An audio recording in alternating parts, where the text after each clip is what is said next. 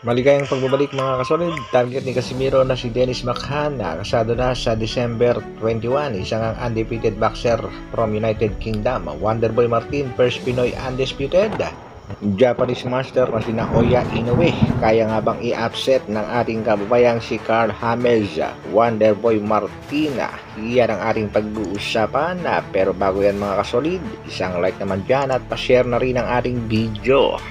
Para sa ating unang balita mga kasolid, isa sa ating mga pangbatong si Mark Magnifico Magsayo, ipinagtanggol ang ating kababayang si Carl James Wonderboy Martin sa mga bumabatikos patungkol nga sa mga nakakalaban nitong si Wonderboy.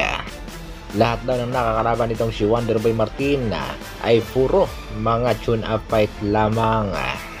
Bakit nga daw hindi subukang labanan itong si Filipos Nitumwa? Sa kasalukuyan ay may laban na nga ngayong December ang ating pangbatong si Martin kontra nga dito mga kasolid kay Tostado. Ito nga naging pahayag ni Mark Magnifico Magsayo. Paminsan kailangan ng fighters ang activity fight dahil kailangan active fighter. Ang world title fight or eliminator or high level fights ay hindi ganun kadali gawin.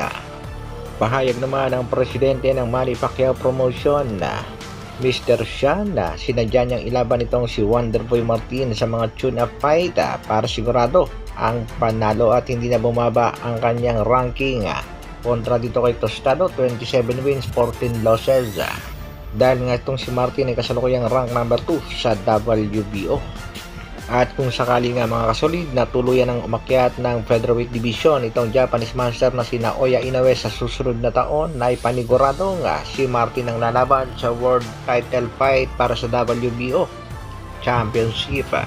At kung mananatili pa rin sa super bantamweight itong si Naoya Inoue, handa namang kasahan ito nitong si Wonderboy at malaki nga daw ang tsansang ma-upset ni Wonderboy itong Japanese master.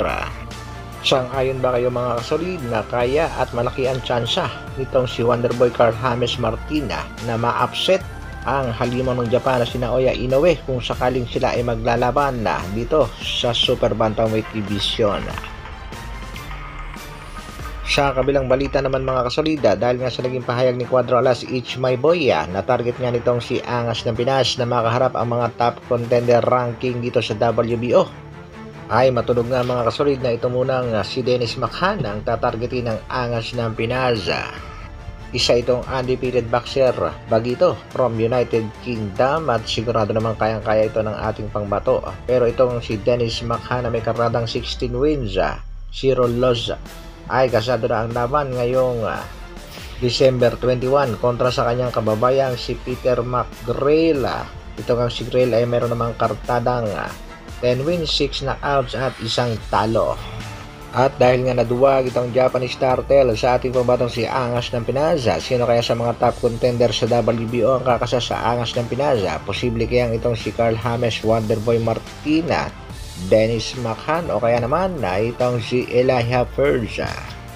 Kaya mga kasolid, abangan natin ang mga latest updates sa nag-iisang Angas ng Pinas. Suportahan lang natin at abangan ang mga susunod na laban. Suportahan din natin mga kasolid ang laban ng ating mga kababayang sina Mark Magnifico Magsayo.